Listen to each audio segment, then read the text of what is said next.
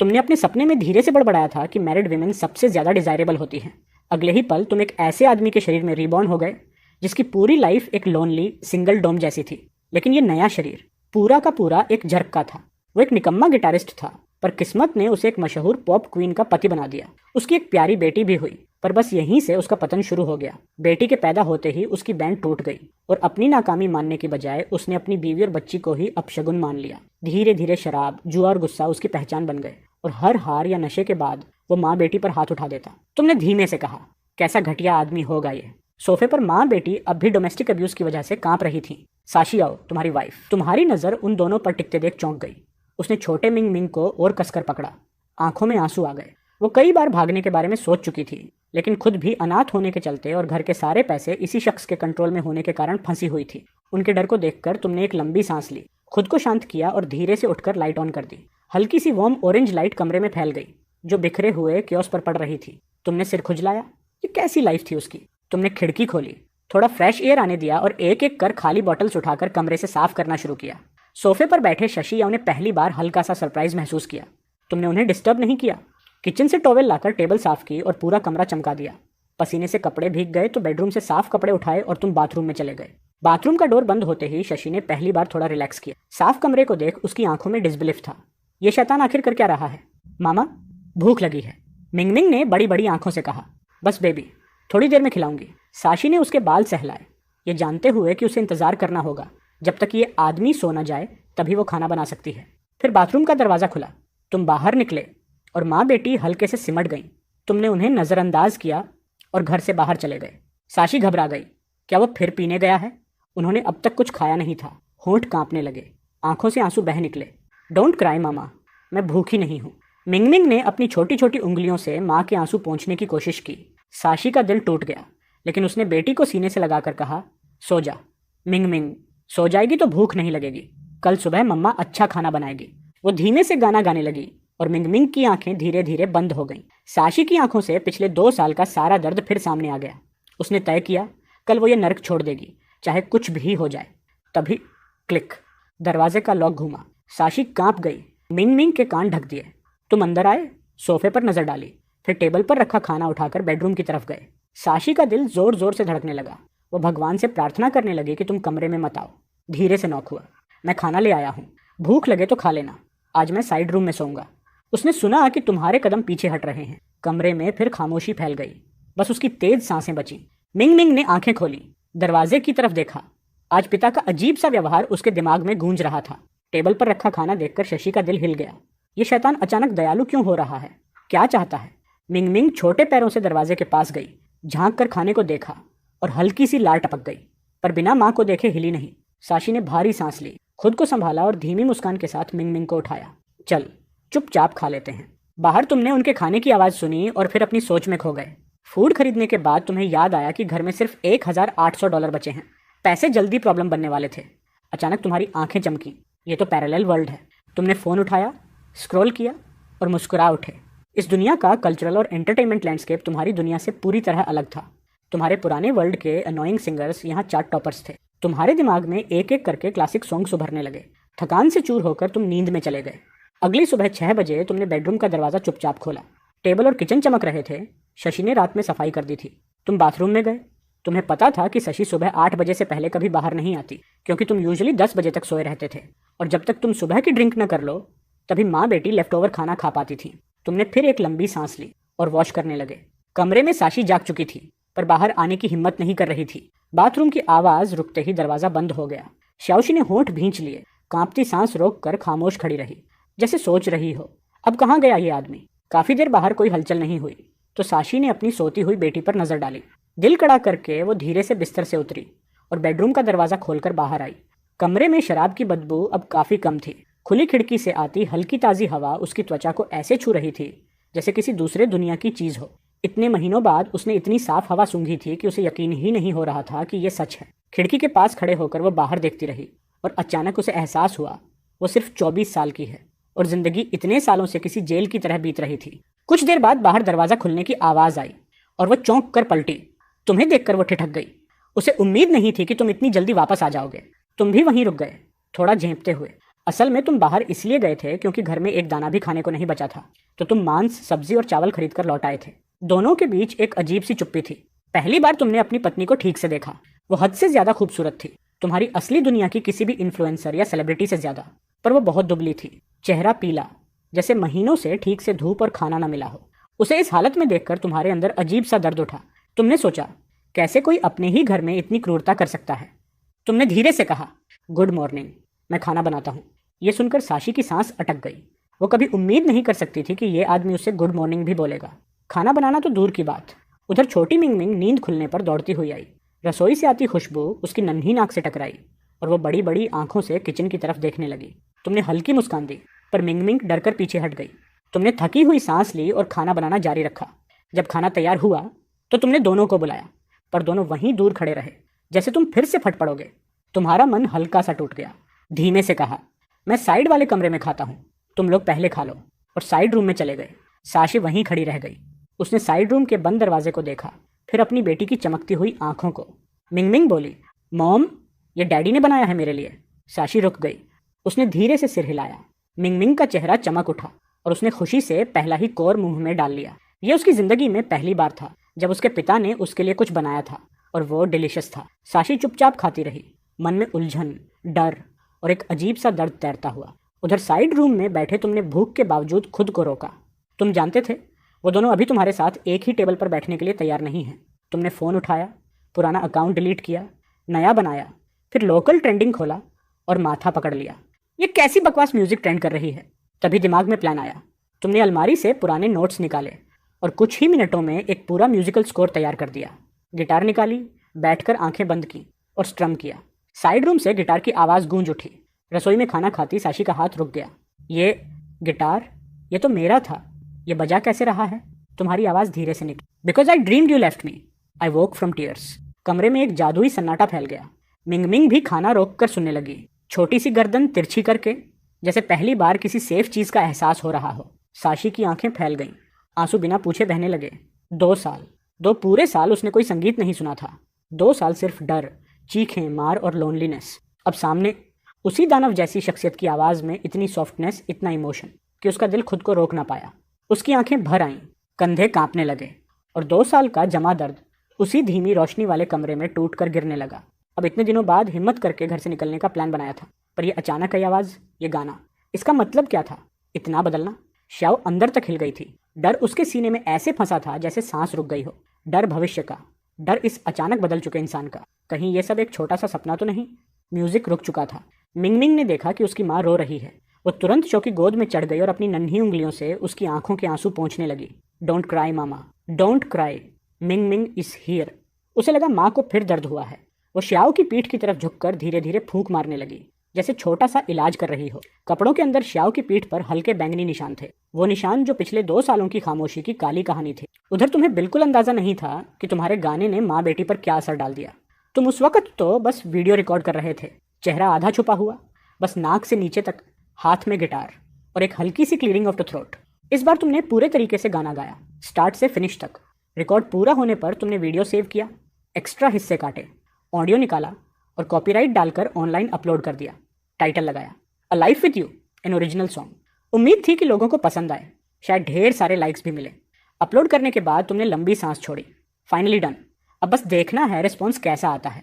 Guitar को वापस wardrobe में रखा, खाली पेट पर हाथ फेरा और मन ही मन सोचा, माँ बेटी ने खाना खत्म किया होगा। भूख अब जान ले रही थी। इंतजार नहीं हुआ। तुमने धीरे से दरवाजा खोला और चोरों की तरह बाहर झांका। तुमने देखा, श्याओ याओ मिंग मिंग को गोद में उठाकर टेबल से पीछे जा रही है। उसकी आंखें लाल थीं, जैसे बहुत देर से रो रही हों। तुम्हें देखते ही वो रुक गई, फिर तेजी से बेडरूम की तरफ लौट गई।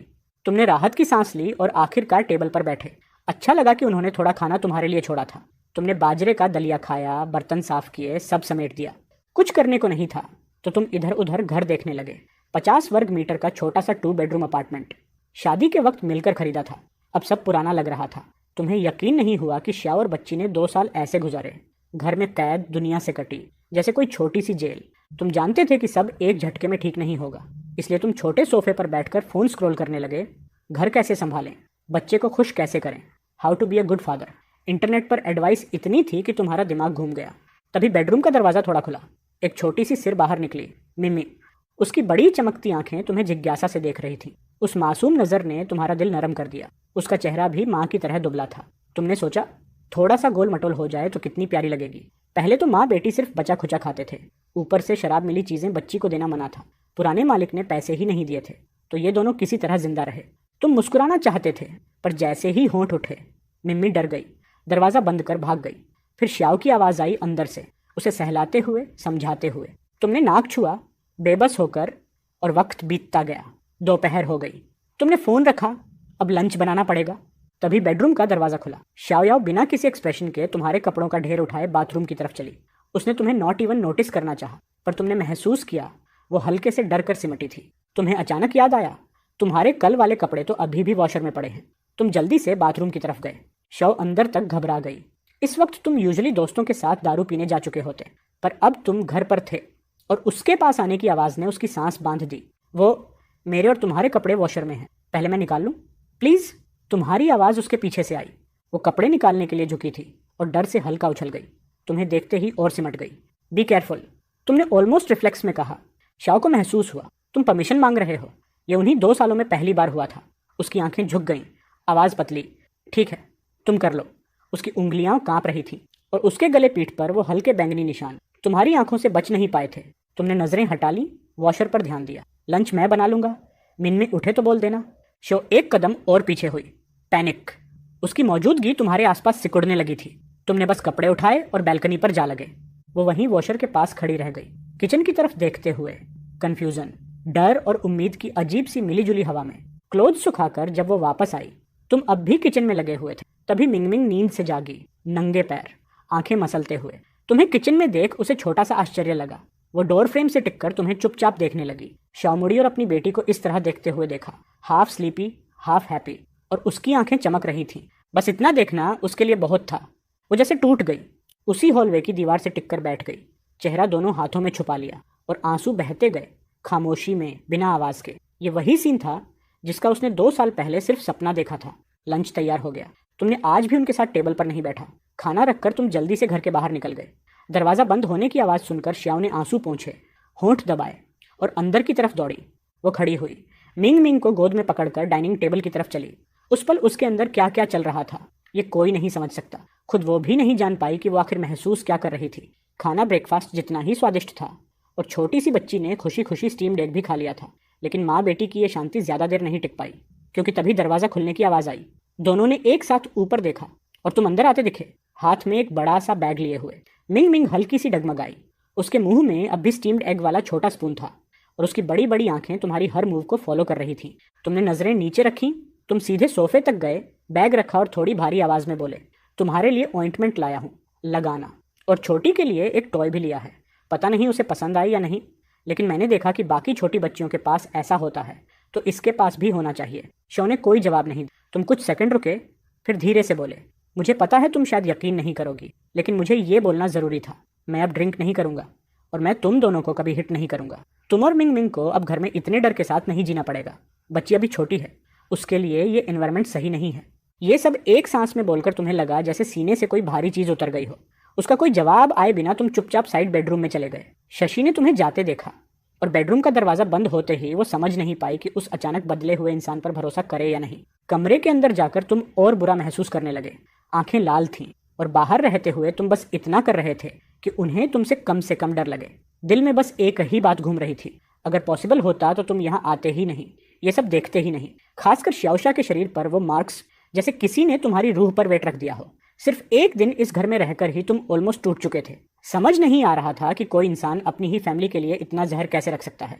लंच के बाद साशी ने तुम्हारे लिए भी थोड़ा खाना छोड़ दिया। दरवाजा बंद होने की आवाज से तुम्हें पता चला कि वो दोनों खाना खा चुकी हैं। तुम उठकर बाहर आए। कॉफी टेबल पर बैग अब भी उसी तरह रखा था, बिल्कुल अनटच्ड। तुमने होंठ भींचे, समझ नहीं आ रहा था क्या करो। आखिर में चुपचाप बैठकर खाना शुरू कर दिया। तभी मास्टर बेडरूम का दरवाजा दोबारा खुला। मिंग मिंग ने अपना छोटा सा सिर बाहर निकाला और क्यूरियोसिटी से तुम्हें देखते हुए रुकी रही। इस बार तुमने उसे मुस्कुराकर देखा और वो भागी नहीं। उसकी आंखें अब भी तुम्हारे हर मूव को ऑब्जर्व कर रही थीं। तुम्हारे अंदर हल्की सी वार्मथ आई, जैसे इस छोटी सी सॉफ्ट एनर्जी ने तुम्हारी सारी टेंशन को थोड़ा सा हील कर दिया हो। तुमने चॉपस्टिक रख दी और बहुत ही जेंटल आवाज में बुलाया, मिंग मिंग। आवाज सुनकर वो हल्का सा कांपी, लेकिन फिर भी पीछे नहीं हटी। उसने मास्टर बेडरूम की तरफ देखा, जैसे हिम्मत जुटा रही हो, फिर वापस तुम्हारी तरफ। छोटी सी मुलायम आवाज उसके मुंह से निकली और उसे सुनते ही तुम्हारा पूरा शरीर कांप गया, आंखों में पानी आ गया। क्रॉसिंग ओवर के बाद इतनी प्यारी साउंड पहली बार सुनी थी। मिंग मिंग ने सिर तिरछा किया, कंफ्यूज थी कि डैडी एक साथ हंस भी रहा है और रो भी रहा है। तुमने हल्की सी आवाज में उसे जवाब दिया, फिर उठकर सोफे पर गए, बैग खोला और वो डॉल निकाली जो अभी अभी खरीदी थी। तुमने उसे हल्के से हिलाकर मिंग मिंग को दिखाया। उसकी बड़ी बड़ी आंखें चमकी। वो डॉल को देखती, फिर मास्टर बेडरूम की तरफ, फिर वापस डॉल की तरफ। कुछ पल हिचकिचाई और धीरे धीरे तुम्हारी तरफ चली आई। तुम्हारा दिल तेज धड़कने लगा। तुम नहीं चाहते थे कि डर की वजह से वो वापस भाग जाए। मिंग मिंग को सिर्फ इतना पता था कि डैडी अच्छा खाना देता है और अब एक टॉय भी लाया है जो उसे पसंद है। उसने महसूस किया कि डैडी उसे या उसकी माँ को हर्ट नहीं करेगा। वो तुम्हारे पास आई, छोटा सा मुंह ऊपर उठाया, जोर से सूंघा और फिर मुस्कुराई। You like the doll daddy? तुमने जितनी सॉफ्टनेस ला सकते थे उतनी लाकर उससे बात की। उसकी छोटी उंगलियां डॉल लेने को हिलीं, लेकिन वो खुद इतना हिम्मत नहीं कर पाई, बस तुम्हारी आंखों में देखती रही। तुम धीरे से उसके लेवल पर घुटनों पर बैठे और डॉल उसके हाथ में रख दी। इस बार उसने सच में डॉल पकड़ ली। उसकी आंखें चमक उठीं। वो डॉल को देखती, उसे हाथों से टटोलती और उसकी आंखें खुशी से चांद की तरह टेढ़ी हो गईं। उसे इतना खुश देखकर तुम्हारे अंदर कई तरह की फीलिंग्स एक साथ उठीं। उसके छोटे से दुबले चेहरे को पास से देखकर, उसके फीके 2 साइज छोटे कपड़ों को देखकर दिल में जैसे सुई चुभ गई। वो सिर्फ 3 साल की थी, उसे प्यार मिलने का हक था और वो इतनी सी डॉल से इतनी खुश हो रही थी। तुमने दांत भींचे, जल्दी से आंखों से पानी पोंछा, चेहरा सीधा किया और उसे क्वाइटली खेलते हुए देखते रहे। इधर मास्टर बेडरूम में श्याओ और भी नर्वस हो रही थी। उसे समझ नहीं आ रहा था कि ये सब ठीक है या गलत, लेकिन तुम्हारी एक बात उसने मन में रख ली, बच्ची अभी छोटी है, उसे ऐसे माहौल में नहीं पलना चाहिए। बच्ची को तुम्हारे पास आने देना ही उसका सबसे बड़ा कॉम्प्रोमाइज था। श्याओ के आंसू निकल आए। वो चुपचाप बेड पर बैठी, आंखें पोंछती रही। प्लेटफॉर्म पर एक वीडियो ने सिर्फ 2 घंटे में ट्रेंडिंग लिस्ट में जगह बना ली थी। अभी वो नंबर 5 पर था। यंगचुंग लिन ने पहले तो ज्यादा ध्यान नहीं दिया। उसने भौहें सिकोड़कर शॉली से टैबलेट लेने का इशारा किया। क्यों इतना घबरा रहे हो? ये पहली बार थोड़े हुआ है। कौन सा बड़ा इन्फ्लुएंसर गड़बड़ कर गया इस बार? कोई बड़ा इन्फ्लुएंसर नहीं है, शल्ली ने धीमी आवाज में कहा, उसकी एक्सप्रेशन पढ़ते हुए। ये एक नया अकाउंट है, आज ही बना है और वीडियो हमारी पुश सिस्टम से भी नहीं गया, बस एक सॉन्ग है। यह सुनकर यांग चोंगलिन की एक्सप्रेशन तुरंत बदल गई। पहले वाला बोर्डम अब क्यूरियोसिटी में बदल चुका था। एक सॉन्ग और बिना प्रमोशन के नंबर 5? वो कुर्सी पर पीछे झुकी और धोई की ट्रेंडिंग लिस्ट खोली। उसकी आंखें और फैल गईं। ये तो अब नंबर 4 पर पहुंचा हुआ है। चलो देखते हैं किस तरह का सॉन्ग है। जैसे ही उसने सॉन्ग सुना, कमरा कुछ सेकंड के लिए एकदम साइलेंट हो गया। दोई में इतने सालों में उसने ऐसा खूबसूरत सॉन्ग कभी नहीं सुना था। उसने तुरंत क्रिएटर की प्रोफाइल खोली, शिन्याओ। उसके होंठों पर हल्की मुस्कान आई। नाम भी अच्छा है, शाओली, तुमने अच्छा काम किया। इस वीडियो को पुश करो, कल ये नंबर 1 होना चाहिए। शालिनी ने राहत की सांस ली और सिर हिलाया। उसके जाते ही यंग चोंगलिन ने फिर से वो सॉन्ग प्ले किया। उसकी उंगलियां टेबल पर रिदम के साथ टैप कर रही थीं। कुछ सेकंड बाद उसने मोबाइल उठाया और एक प्राइवेट मैसेज भेज दिया। उधर घर पर तुम सुबह 5 बजे ही उठ चुके थे। तुम्हें अभी तक ये पता ही नहीं था कि तुम्हारा सॉन्ग वायरल हो चुका है। जल्दी से मुंह हाथ धोकर तुम मॉर्निंग रन पर निकल गए, लेकिन तुम्हारा शरीर उम्मीद से ज्यादा कमजोर था। कुछ ही मिनटों में सांस फूल गई, बार बार रुकना पड़ा। 1 घंटे में जैसे तैसे 5 किलोमीटर पूरा किया, वही टारगेट जो तुमने खुद के लिए सेट किया था। जब तुम 7:40 पर घर पहुंचे तो दरवाजे पर ही श्याओ से टकरा गए। वो अभी बाथरूम से निकली थी, तौलिए से बाल सुखाती हुई। तुम्हें देखकर वो हल्का सा चौंक गई। मुझे लगा तुम घर पर ही हो, मैं ब्रेकफास्ट बनाती हूँ, वो जल्दी से बोली। तुम 1 सेकंड के लिए ऑकवर्ड हुए, फिर पूछा, मिंग मिंग अभी सो रही है? सियाशी ने चुपचाप सिर हिलाया। तुम्हें मॉर्निंग एनर्जी से भरा हुआ देखकर वो आदमी जो पहले हमेशा बिखरा रहता था, उसका दिल अजीब सा घबरा गया। वो तुरंत किचन की तरफ निकल गई जैसे भाग रही हो। तुम मुस्कुराए। मैं नहा लूं, फिर ब्रेकफास्ट बना दूं? कुछ खास खाना है तुम्हें? तुम्हारी आवाज में हल्की टीजिंग वार्मथ थी। इस बार वो कदमों में रुक गई, फिर धीमे से बोली, नहीं, तुम बैठो, मैं बच्ची को संभाल लूंगी। और वो बेडरूम में गायब हो गई। नहाने के बाद तुम बहुत भूखे थे और तुम्हारा शरीर शराब की क्रेविंग से भी लड़ रहा था। किचन में काम करते हुए तुम बार बार गर्म पानी पीते रहे ताकि क्रेविंग थोड़ी कम हो सके। मिंग मिंग जाग चुकी थी। सियाशी ने उसे तैयार कर दिया था और वो वही गुड़िया पकड़े खड़ी थी जो तुमने कल खरीदी थी। वो किचन के दरवाजे से झांक रही थी, उसी क्यूरियोसिटी के साथ। तुमने पीछे मुड़कर देखा और मुस्कुराए। गुड मॉर्निंग मिन मिन, ब्रेकफास्ट में क्या चाहिए? मिंग मिंग ने सिर तिरछा किया, थोड़ा सोचा, फिर उत्साहित होकर बोली, स्टीम्ड एग, मुझे स्टीम्ड एग चाहिए। तुमने हंसकर कहा, डन, स्टीम्ड एग ही बनेगा। जब तुमने उसके सिर पर हाथ फेरने की कोशिश की, वो हल्का सा पीछे हट गई। तुम हंसे। उसका धीरे धीरे तुम पर भरोसा करना तुम्हारे दिल में एक अजीब सी वार्मथ भर देता था। तुमने ब्रेकफास्ट टेबल पर रखा और बेडरूम में वापस चले गए ताकि माँ बेटी आराम से खा सकें। इस बार अंदर से हंसी और थोड़ी सी बातें सुनाई दे रही थीं। घर में पहली बार इतनी नरमी महसूस हो रही थी। बिस्तर पर लेटे हुए तुमने फोन उठाया, साइलेंट मोड में। जैसे ही स्क्रीन अनलॉक हुई, नोटिफिकेशंस का सैलाब तुम पर टूट पड़ा। तुम लिटरली चौंक गए। दो ही खोला, पेज देखा और तुम्हारी आंखें लगभग फटी रह गईं। एक दिन में 1 मिलियन फॉलोअर्स, 2 मिलियन लाइक्स, लगभग 1 मिलियन कमेंट्स, और हर कमेंट में सिर्फ तारीफ। बैकएंड वॉलेट खोला, तुम ऑलमोस्ट हक्का बक्का रह गए। 320,000 yuan सिर्फ एक दिन में, सिर्फ ट्रैफिक से, 0 एड्स। तुमने तुरंत पैसे बैंक में ट्रांसफर किए। अब ग्रोसरी तक खरीदने में डर नहीं रहेगा। वो दिन गए जब सिर्फ 1,000 yuan बचे होते थे। माँ बेटी के खाने का इंतजार करके तुम बाहर आए, जल्दी से टेबल साफ किया, बर्तन धोए और फिर फोन उठाकर बाहर निकल गए। तुम जिस इलाके में रहते थे वो पुराना सा डिस्ट्रिक्ट था, चीप, रन डाउन और भीड़ भाड़ वाला। शादी के बाद तुम दोनों की आमदनी कम थी, इसलिए यही जगह अफोर्ड हो पाई थी। फिर 2 साल में तुम्हारा असली वाला पार्टनर लगातार बेरोजगार रहा, शराब पीता रहा और सीओ का फोन तक बेच दिया था। इसलिए अब तुम अकेले ही मॉल की तरफ निकल गए और जो सबसे पहली चीज तुमने देखी वो थी एक बड़ा सा शोरूम, एक मशहूर डोमेस्टिक स्मार्टफोन ब्रांड का। शायद इसलिए कि उस वक्त ज्यादातर लोग काम पर होंगे। स्टोर लगभग खाली था। काउंटर के पीछे एक जवान सेल्स गर्ल आराम से अपने नाखून पेंट कर रही थी। जैसे ही उसने तुम्हें देखा, उसकी आंखें चमक उठीं और वो जल्दी से तुम्हारी तरफ बढ़ी। हाय सर, नया फ़ोन लेना है। तुमने हल्का सा सिर हिलाया, काउंटर के मॉडल्स देखते हुए। कुछ देर घूमने के बाद आखिरकार तुमने एक स्काई ब्लू मॉडल चुन लिया। सेल्स गर्ल का चेहरा खिल गया। वाह, ग्रेट चॉइस, हैंडसम, हमारा लेटेस्ट मॉडल है, cutting edge tech, 100x zoom और दुनिया का पहला फ़ोन जो सैटेलाइट कॉल सपोर्ट करता है। तुमने सोचा और कहा, सिम कार्ड भी मिलता है क्या? वो बोली, ऑफ कोर्स, आपके लिए ही चाहिए? नहीं, मेरी वाइफ के लिए है। तुमने आराम से जवाब दिया। सेल्स गर्ल 1 सेकंड को ठिठक गई, अंदर ही अंदर थोड़ा डिसअपॉइंटेड भी हुई। इतना अच्छा लड़का, already married, good man are always taken, उसने मन ही मन सोचा, लेकिन बाहर से मुस्कुराते हुए बोली, आपकी वाइफ बहुत लकी हैं सर, बट सिम कार्ड के लिए उन्हें खुद आना पड़ेगा, आईडी प्रूफ के साथ। ठीक है, कोई दिक्कत नहीं, बस फ़ोन पैक कर दो। तुमने कहा, तुम्हें अंदाज़ा नहीं था कि सिम के लिए वेरिफिकेशन ज़रूरी होगा।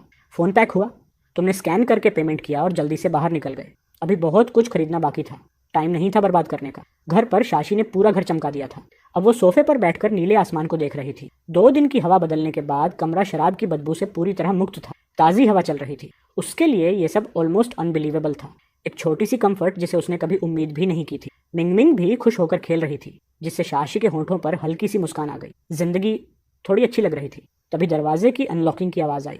मिंगमिंग उछलकर अपनी गुड़िया पकड़कर शाशी की बाहों में छुप गई। बाहर तुम मूवर्स से कह रहे थे, धीरे भाई, स्क्रैच मत करना, सीधे अंदर रखो।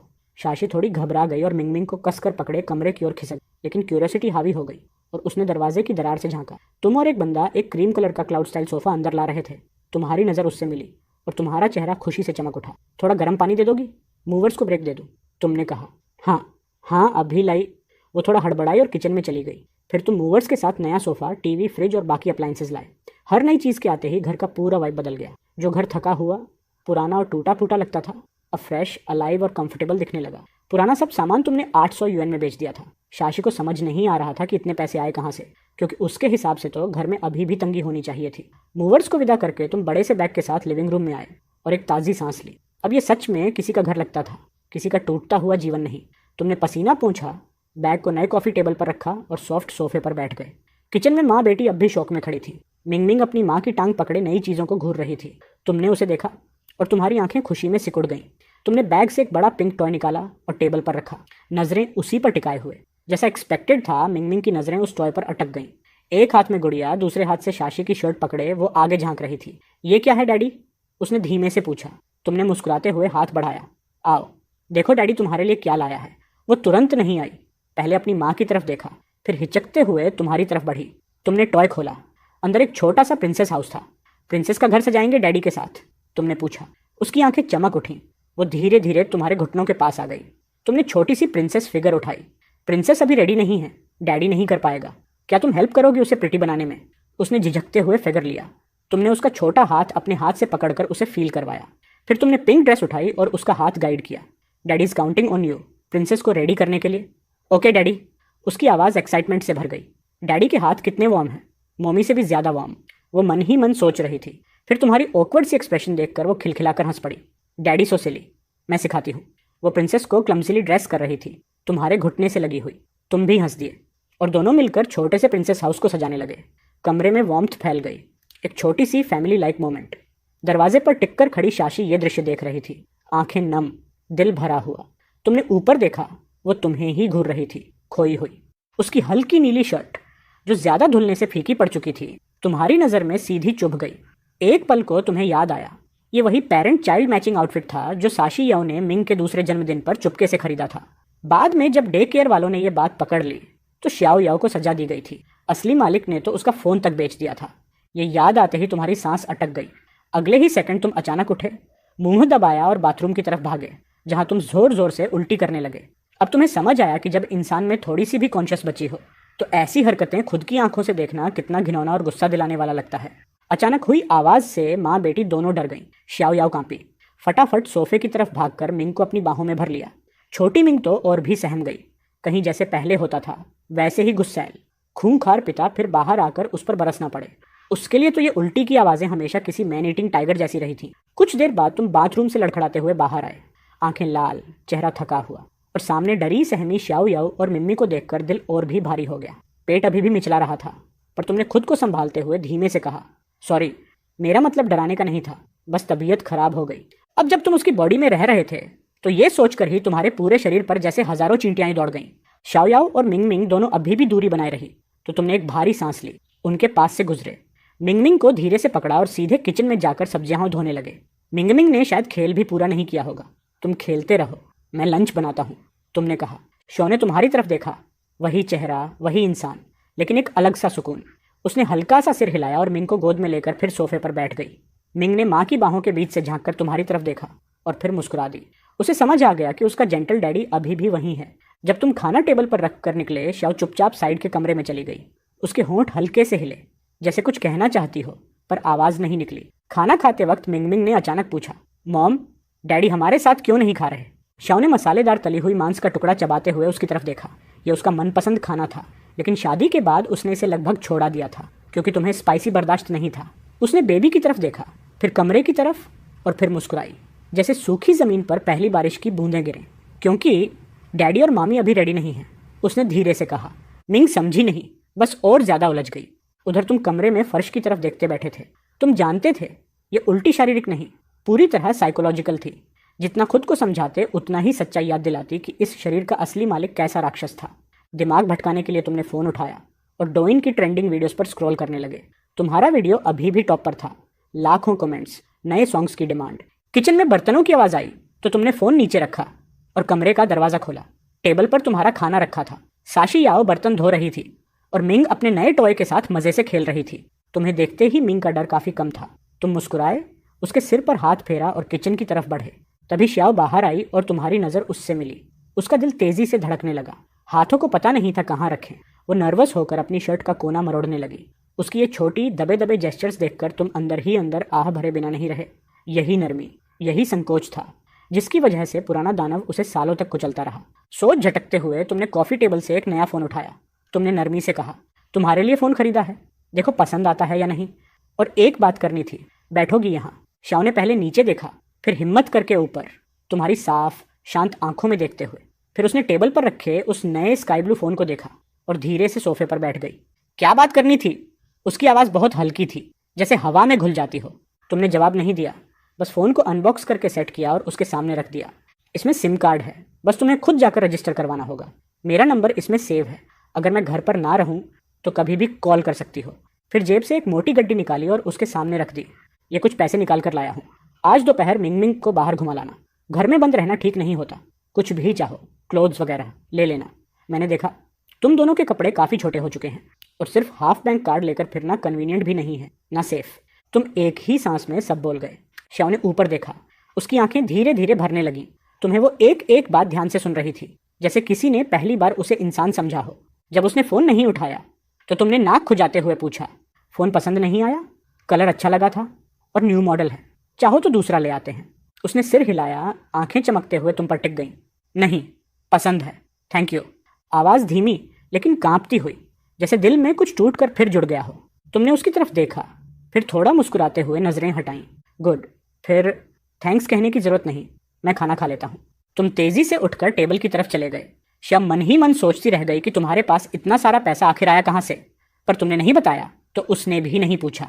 उसने फिर एक बार उस स्काई ब्लू फोन को देखा, उसकी आंखों में पहली बार उम्मीद की एक पतली सी रोशनी चमकी। मंगमिंग ने अपना छोटा सा खिलौना नीचे रखा और उत्सुकता से अपनी माँ के हाथ में पकड़ा नया फोन देखने लगी। सियो ने उसका सिर हल्के से सहलाया और माँ बेटी दोनों फोन को देखती रहीं, एक बड़े हाथ, एक छोटे हाथ, और दोनों की निगाहें स्क्रीन पर ग्लोड। सुबह इतना पसीना बह चुका था कि तुमने लंच भी खत्म कर लिया था और बर्तन भी धो दिए थे। प्लान था कि एक हॉट शावर ले लिया जाए, लेकिन माँ बेटी को पूरे दिन हॉल में बैठे देखकर तुम्हें अजीब सा लगा। मन मारकर तुम वापस बेडरूम में चले गए, थोड़ा खींचे हुए। नहाना अब शाम तक टल गया। शाम के करीब 5 बजे गर्मी थोड़ी नरम पड़ी। साशी याओ ने सोफे पर बैठे बैठे हिचकिचाते हुए मेज पर रखे पैसे उठाए और मिंगमिंग को लेकर बाहर निकल गई। मिंगमिंग तो जैसे महीनों बाद बाहर निकली थी। एक हाथ में उसकी गुड़िया, दूसरे में माँ का हाथ और बड़ी बड़ी गोल आंखें, जैसे नई दुनिया को पी रही हो। दूसरी तरफ सियो थोड़ी झिझक महसूस कर रही थी। उनके ढीले ढाले कपड़े और रास्ते से गुजरते लोग, उसे डर था कि लोग उन्हें ज्यादा घूरेंगे। मॉल ज्यादा दूर नहीं था। 2 सड़कें पार करते ही सियो ने नोटिस किया कि मॉल उसके यादों से काफी बदल चुका था। 2 साल में इतना रेनोवेशन हो गया था कि सब कुछ क्लासी लग रहा था। अंदर जाते ही उसने एक मोबाइल स्टोर देखा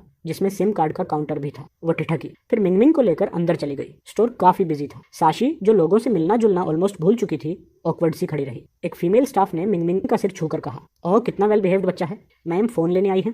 तारीफ सुनकर साशी ने हल्की सी मुस्कान दी। फोन तो है, एसिम चाहिए, अभी हो सकता है क्या? स्टाफ उसे काउंटर ले गई। ऑफ कोर्स, कई प्लान्स हैं। फोन कौन सा है? अगर हमारे ब्रांड का है तो सिम पर डिस्काउंट मिलता है। डिस्काउंट शब्द सुनते ही शशि की आंखों में चमक आ गई। उसने तुरंत फोन निकाला। ये वाला आज ही सुबह लिया था, ठीक है ना? स्टाफ 1 सेकंड को फ्रीज हो गई। ये तो बिल्कुल नया मॉडल है और सुबह एक हैंडसम आदमी इसे खरीद कर गया था।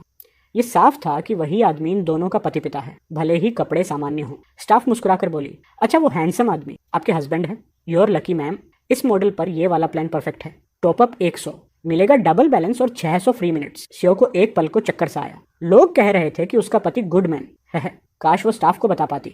ऐसे अच्छे आदमी को तो तुम ही घर ले जाओ। सिम लगने के बाद सियो ने एक बैंक अकाउंट खोला। तुम्हारे दिए पैसे जमा किए। कुल 5,000 में से 100 सिम में गए, 4,900 बच गए। फोन और बैंक कार्ड हाथ में लिए वो बाहर आई और आसपास की बिल्डिंग्स को देखकर पहली बार महसूस किया, जिंदगी बदली जा सकती है। वो मिंगमिंग को बाहर ले जा सकती है, काम कर सकती है, खुद और बेटी के लिए एक नई शुरुआत कर सकती है। तभी एक मीठी सी आवाज आई, मॉम आइसक्रीम मिल सकती है? वो अपने ख्यालों से बाहर आई। मंगमिंग की आंखें आइसक्रीम शॉप पर जमी थी, स्याहों सी। उसके चेहरे पर एक चमक, हाँ पर बस एक ही बाइट, टमी दुखेगा। माँ बेटी दोनों की ये खुशी लंबे समय बाद आई थी। उधर तुम नहा चुके थे और तुम्हें पता भी नहीं था कि अगर हालात थोड़ा और बदल जाते तो साशी शायद वापस ही ना आती। तुम शाम का खाना बनाने लगे। 2 मीट डिश, 2 वेज। सोचा नूडल्स भी बना दूं, पर पता नहीं वो कब लौटेंगी, इसीलिए नूडल्स होल्ड पर रखे। तुम इंग्रेडिएंट्स काट कर वापस सोफे पर आ गए और पेरेंटिंग फोरम्स पढ़ने लगे। अगर बच्चा खाना ना खाए तो क्या करें? Spanking isn't an option. तुमने खुद ही सोचा। मंगमिंग तो इतनी प्यारी है, वो खाना क्यों छोड़ेगी? 7 बज गए पर वो नहीं आए। बेचैन होकर तुमने जूते पहने और दरवाजे की तरफ बढ़े।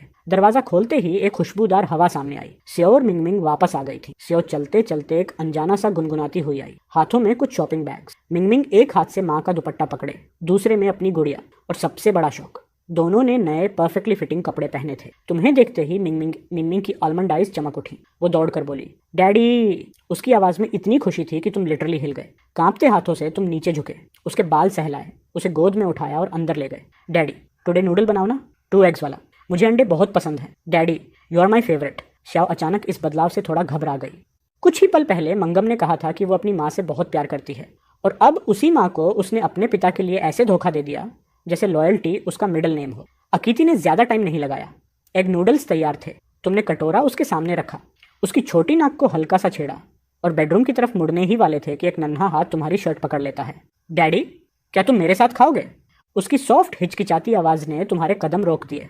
पास में बैठी सियाओ चुपचाप अपने बोल में देख रही थी। उसने ना ऊपर देखा न कोई बात की, बस चुप। तुमने धीमे से सांस छोड़ी। सिचुएशन थोड़ी पेचीदा थी। आखिरकार तुमने कहा, ऑल राइट, डैडी यहीं रुकेगा तुमसे साथ खाने के लिए। मंगम के बगल में बैठते ही वो खुशनुमा एक्साइटमेंट में अपनी कुर्सी की दूसरी जगह थपथपाने लगती है। तुम ऑकवर्डली वापस किचन जाते हो, अपने लिए भी नूडल्स लाते हो और उसके पास बैठ जाते हो। बाईं तरफ साशियो, दाईं तरफ तुम, और बीच में मंगमिन। पहली बार दोनों पेरेंट्स उसे घेर कर बैठे थे। वो मुस्कान जो उसके चेहरे पर थी, खाने खाती हुई कभी फीकी नहीं पड़ी। शाओ साओ को आखिर रोकना पड़ा। उसे डर था कि वो कहीं ज्यादा ना खा ले। डिनर के बाद मिनमिन चाहती थी कि मॉम और डैड दोनों उसके साथ प्रिंसेस हाउस में खेलें, पर उसकी ये विश पूरी नहीं हुई। तुम उसके साथ रुके, जबकि शाशी याओ चुपचाप वापस बेडरूम चली गई।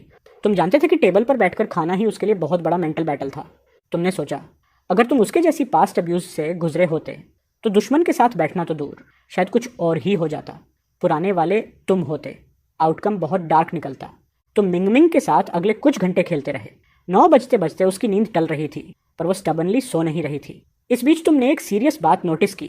3 साल की मिंगमिंग अब तक खुद से अपने जूते नहीं उतार पाती।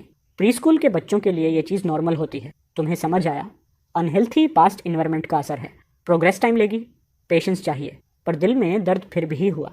तभी साशा याओ बेडरूम से बाहर आई। कुछ बोली नहीं, पर उसकी नज़रें तुम दोनों पर रुक गईं। तुम तुरंत समझ गए।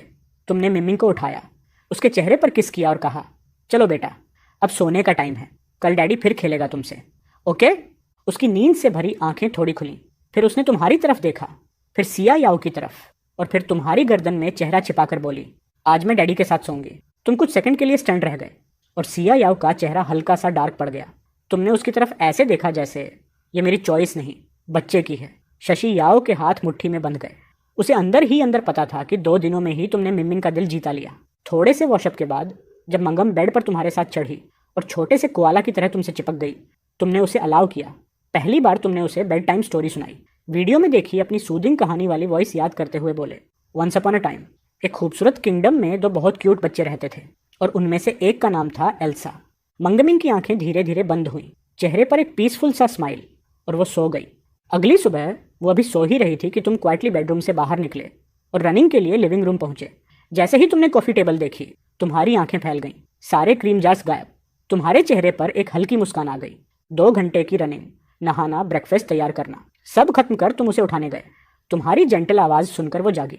आंखें मलते ही तुम्हें देखकर शरारती मुस्कान आई। उसने हाथ फैलाए, हग सिग्नल। तुमने उसे उठाया, येस्टरडे खरीदे नए कपड़े पहनाए और उसे बाथरूम ले गए। ऑनलाइन सीखी चाइल्ड केयर टेक्निक्स असल में काफ़ी मुश्किल निकली। उसका नाजुक शरीर सब संभाल कर करना पड़ रहा था। बाल बांधना तो और भी मुश्किल, तिरछे हो गए। Daddy is a big dummy. Mingming ने मिरर में मेसी बाल देखकर मुंह फुलाया। तुमने उसकी नाक दबाई, वो हंस पड़ी। फिर उसने तुम्हारी नाक भी पींच कर दी। दरवाजे पर खड़ी शशि ये सब क्वाइटली देख रही थी। कुछ बोली नहीं, पर होठों पर एक हल्की मुस्कान आ गई। ब्रेकफास्ट के बाद तुमने मिंग को सीओ के पास वापस नहीं भेजा। तुमने प्रिंसेस हाउस में ही उससे खेलते खेलते बेसिक 1 से 10 नंबर्स इंट्रोड्यूस किए। उसकी लर्निंग में गैप्स समझकर तुमने प्लान बनाया। खेल खेल में धीरे धीरे एसेंशियल चीजें सिखाओगे। मिंग जल्दी समझ रही थी, और कल रात से वो नोटिसेबली ब्राइट और लाइवली लग रही थी। इंप्रूवमेंट साफ दिख रहा था, और यह दिल गर्म कर देने वाला एहसास था। साशी साइड में बैठकर फोन पर ऐप्स स्क्रॉल कर रही थी, पर नजर बार बार तुम दोनों पर जा रही थी। उसे साफ दिख रहा था तुम उसे कितनी जेंटली नेचुरली चीजें सिखा रहे हो। उसके दिल में एक छोटी सी वॉमत उठी, एक रिग्रेट भी। वो हमेशा अपनी बेटी को अच्छे से पालना चाहती थी, पर पिछले फैमिली एनवायरनमेंट ने उसे मौका ही नहीं दिया। उसने फिर फोन स्क्रीन पर देखा, नए ऐप्स कितनी तेजी से डाउनलोड हो गए थे। वीचैट खोलते ही अनरीड मैसेजेस की लड़ी नजर आई। वो थे टलेले के, वो असिस्टेंट जो 2 साल से उसके साथ काम कर रही थी। शादी के बाद से उसने इन मैसेजेस को इग्नोर कर दिया था, पर टलेले लगातार उसे टेक्स्ट करती रही, पूछती हुई कि वो ठीक है या नहीं। मैसेजेस पढ़ते हुए स्याओ के दिल में एक हल्की गर्माहट उतर आई। उसने जल्दी से रिप्लाई किया, सॉरी लेले, मैं जवाब नहीं दे पा रही थी। अब मैं ठीक हूँ, डोंट वरी। जवाब ऑलमोस्ट तुरंत आ गया, जी तुम जिंदा हो। मैंने सोचा शादी के बाद तुम मुझे कभी टेक्स्ट नहीं करोगी। तुम्हें नहीं पता, तुम जैसे ही गायब हुई कंपनी में गॉसिप आग की तरह फैल गया। वो इरिटेटिंग लू जिया तो हद पार कर रही है। तुम्हारे बारे में झूठ फैलाकर कह रही है कि तुम डिजर्व करती थी। बेहद गुस्सा आता है। साशो ने होंठ भींचे। वो जानती थी लेले सच कह रही थी। काम में वो लूजिया से आगे थी। अब उसके हटते ही लूजिया की कोशिशें वहीं थीं। ऊपर आना, बदनाम करना, क्राउड को अपनी तरफ खींचना। उसने टॉपिक बदलते हुए पूछा, लेले तुम कैसी हो? लाइफ कैसी चल रही है? मैं ठीक हूँ शी, डोंट वरी। मैं वो इंडेस्ट्रक्टिबल छोटी कॉकरोच हूँ, पर मैंने तुम्हें बहुत मिस किया। क्या तुम वापस आ रही हो? शौक कुछ पल चुप रही। क्या वो कभी लौटेगी? उसने तुम पर नजर डाली, फिर मिंगम पर। धीरे धीरे उसका मन शांत हुआ। प्रोबेबली नहीं, पर अगर तुम मिलना चाहो तो हम टाइम फिक्स कर सकते हैं। उसने भेज दिया। उधर डाउनटाउन की टीएमए एंटरटेनमेंट बिल्डिंग में पेटीट 1.66 मीटर की टले ने भारी इक्विपमेंट उतारा और एक्साइटमेंट में फ़ोन चेक किया। तभी एक तेज़ चुभती हुई आवाज़ आई, टले काम चोरी कर रही हो, जल्दी काम पर लगो। तुम्हें लगता है तुम अभी भी किसी पॉपुलर यंग स्टार की असिस्टेंट हो? अगर काम नहीं करना है तो निकल जाओ। वो औरत चेहरे से ही तीखी, एरोगेंस से भरी। उसकी आंखें तिरछी और तिरस्कार से भरी हुई। खड़ी क्या देख रही हो? इक्विपमेंट उठाकर स्टूडियो ले जाओ। अगर मेरी रिकॉर्डिंग डिले हुई तो तुम जानती हो क्या होगा। तल ने हल्की सी आई रोल मारी, लेकिन चुपचाप इक्विपमेंट उठाकर स्टूडियो ले गई। घर पर श्याओ श्याओ मुस्कुराई जब उसने लेले का अगला मैसेज पढ़ा, शो मेरी सैटरडे ऑफ है, फिर बात करते हैं। उसने वीबो खोला। उसकी आखिरी पोस्ट 2 साल पुरानी उसकी रिटायरमेंट अनाउंसमेंट थी। एक समय की लाखों वाली फॉलोइंग अब कुछ 1000 रह गई थी, वो भी लॉयल फैंस जो अब भी केयरिंग कमेंट्स छोड़ते थे। वो क्यूरियोसिटी में ट्रेंडिंग देखती है। एक हेडलाइन चमकती है, a life time with you, mysterious singer explodes overnight with millions of views. Screen ने ऑटो प्ले शुरू कर दिया। गिटार की जानी पहचानी धुन रूम में भर गई। सब कुछ अचानक शांत हो गया। तुमने इंस्टिंक्टिवली अपना सिर मोड़ लिया, थोड़ा एम्बेरेस्ड। मिंग मिंग की बड़ी बड़ी आंखें स्क्रीन पर फिक्स हो गईं। वो धीरे से सियाओ की गोद में घुस गई। साशी याओ फ्रीज हो गई। ये वही वॉइस, वही सॉन्ग जो उसने कुछ दिन पहले रिकॉर्डिंग के दौरान सुना था। मिंगम ने अपनी छोटी उंगली स्क्रीन की तरफ उठाई और सियाओ की तरफ चमकती आंखों से देखा। डैडी, डैडी फोन में है। साशा ने बेटी के सिर पर हाथ फेरा और फुसफुसाकर बोली, अब समझी, डैडी के पास इतना पैसा फर्नीचर खरीदने और घर का सब खर्च उठाने का रीजन क्या है? मिलियंस ऑफ लाइक्स मिल रहे हैं उसे। अफोर्ड करना कोई सरप्राइज नहीं है। फिर उसकी नजर